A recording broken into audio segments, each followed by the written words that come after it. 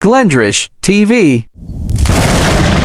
Malapit na ang katapusan ni Saturn. Bali sa latest chapter nga ng manga napakaraming impormasyon ang ibinahagi sa atin ni Oda. Marami nga siyang pinupunto na hindi natin natalakay sa mismong chapter review natin. Kaya naman sa video nga na to tatalakayin natin ang mga ito. At ang una na nga dyan itong patungkol kay Bonnie. Yes, ni-reveal nga ni Vegapunk na si Bonnie daw ang secretly na pinakamataas sa hierarchy sa pag-command sa mga pacifistas. Pero ang tanong nga ng marami bakit inatake si Bonnie netong mga pacifistas nung una nila itong makita? Bali syempre ang sagot dito dahil sa hindi naman nag-command si Bonnie sa mga pacifistas na to. Hindi nga siya nagbigay ng order. Ang sinabi nga lang niya wag daw sasaktan itong tatay niya. So kung ipopoint pa nga rin natin na still dapat na hindi inatake si Bonnie netong mga pacifistas na to, mag-command man siya o hindi, since ito nga yung mensahe ni Vegapunk na ayaw niya daw masaktan ng mga pacifistas itong si Bonnie. Ang tingin ko ngang sagot dito itong kakabigay lang ni Vegapunk na sapphire necklace. Ibinigay nga niya to kay Bonnie during chapter 1103. Maaari ngang may role itong necklace na to. Pwede ngang gumawa ng paraan itong si Vegapunk na matitrigger lang itong pag-command ni Bonnie sa mga pacifistas kapag nasa kanya itong necklace na to. Kumbaga similar sa kung sino ang may hawak ng authority chip. Maaari ngang itong necklace yung rason kung bakit nakapag-command itong si Bonnie sa mga pacifistas. Kung magkataon nga magiging double meaning itong sinabi ni Vegapunk na isa nga daw protective charm itong necklace na to. Since oo nga naman,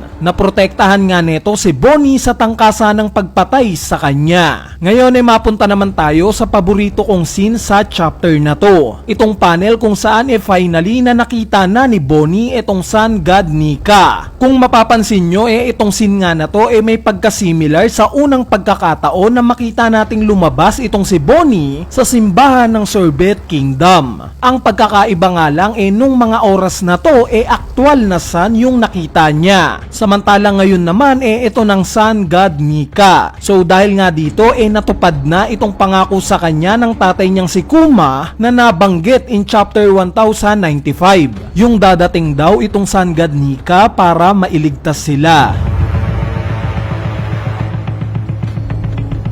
Ngayon mapunta naman tayo sa plano na pagtakas na itong Straw Hat Pirates paalis sa Egghead Island. Gaya nyo hindi nga rin ako sang-ayon na tatakasan lang nila Luffy itong sila Gorosei Saturn at Admiral Kizaru. Para sa akin nga dapat na matalo ni Luffy itong dalawa na to prove na rin na isa na talaga siyang emperor. Pero paano naman itong mga kasamahan niya?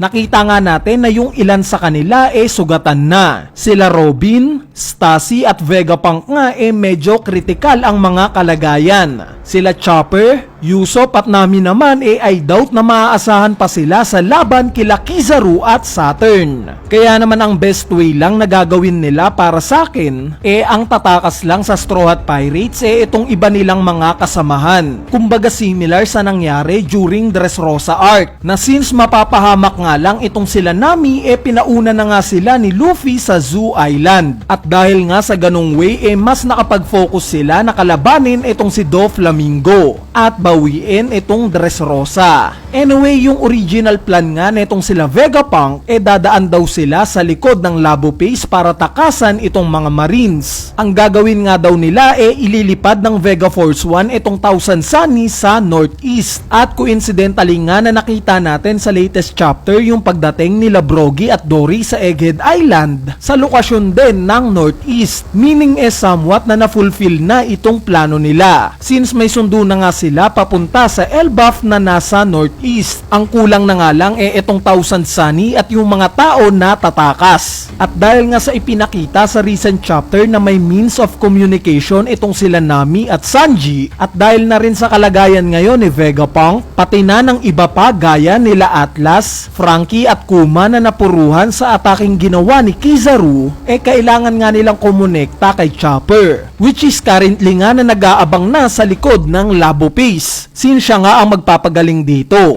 At dahil nga sa mga rason na to malamang na pauunahin na talaga ni Luffy itong mga kasamahan niya sa Elbaf. So I assume na itong Monster Trio ang staple na matitira sa Egghead Island para kalabanin itong sila Admiral Kizaru at Gorosei Saturn.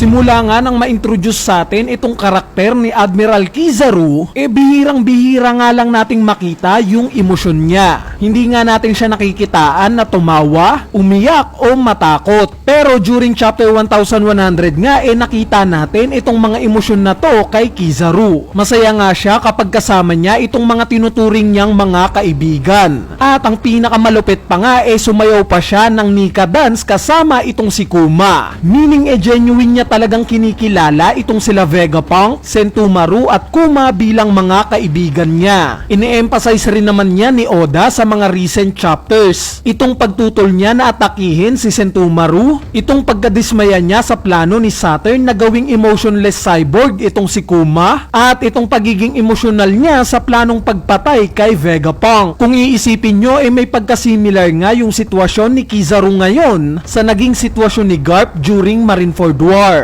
Dahil si Garp nga nung mga oras na to hati yung puso at isip niya kung saan siya papanig. Susundin niya ba yung puso niya at ililigtas itong dalawang apo niya na sila Ace at Luffy? Or susundin niya itong isip niya at hahayaan lang itong dalawa na to dahil sa tungkulin niya? So ito nga yung nararamdaman ngayon ni Kizaru. Yung puso nga niya gustong iligtas itong sila Vegapunk, pero ang sinasabi naman ng isip niya kabaliktaran.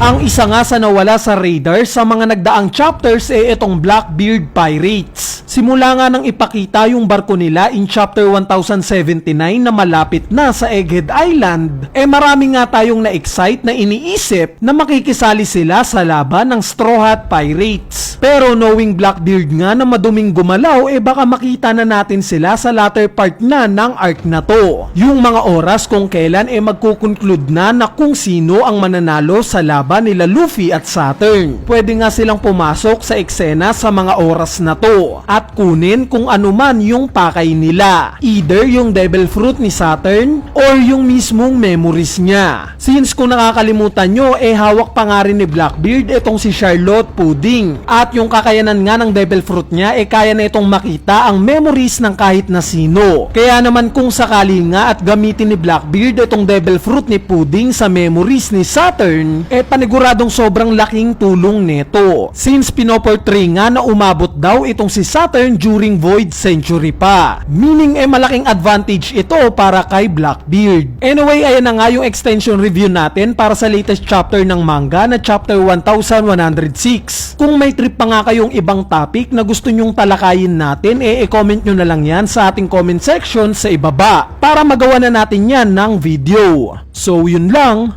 peace!